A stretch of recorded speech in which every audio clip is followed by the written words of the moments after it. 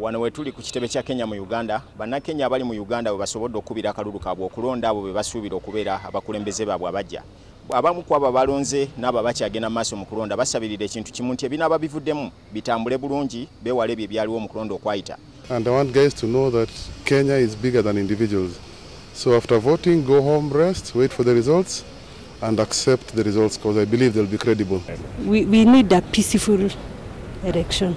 Obutafaananako ne bannaabwe abali e Kenya bakkiriziddwa okulonda abantu omukaaga omuli ekifo ky'omukulembeze w'eggwanga, gavana, senita, omubaka w'abakyala, omubaka wa paalamenti, saako n'omubaka w'essaza. Bo Bannakenya abalondedde wano mu Uganda bakkiriziddwa okulonda ku kifo kimu kyokka eky'omukulembeze w'eggwanga. The voter turnout, as you can see, and I think you have also observed, has been quite good. Abalonzi bano bagamba nti ogwabwe gwo guwedde era ng'ekisigalidde ke kakiiko akakwasiddwa omulimu guno okulaba nga kaggusa olubimbi lwako. We do hope that everything will go on very well.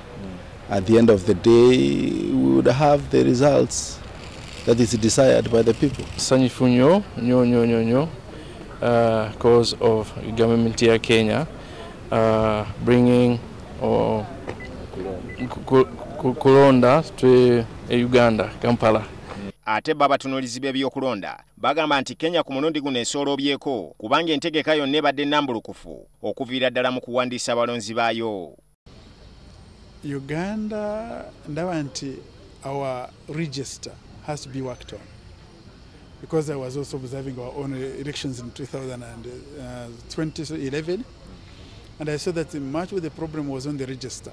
Okulonda kuno kwatandise ku ssaawa 12 ez'okumakya nga kwakomekerezebwa ku ssaawa 11 era ng'ebinaavaamu byonna byakuweerezebwa ku kitebe ekikulu e Nairobi bigattibwe ku biriyo. Kinajjukirwa nti obusambatuko obwatuukawo oluvannyuma lw'okulonda kwa 2007 ku luno Bannakenya baasazeewo okuteekawo akakiiko akeetengeredde ka Independent Electoral and Boundaries Commission ke basuubira nti kanaavaamu omulimu omulungi. Dini Lubowa Sava, NTV Akawungezi.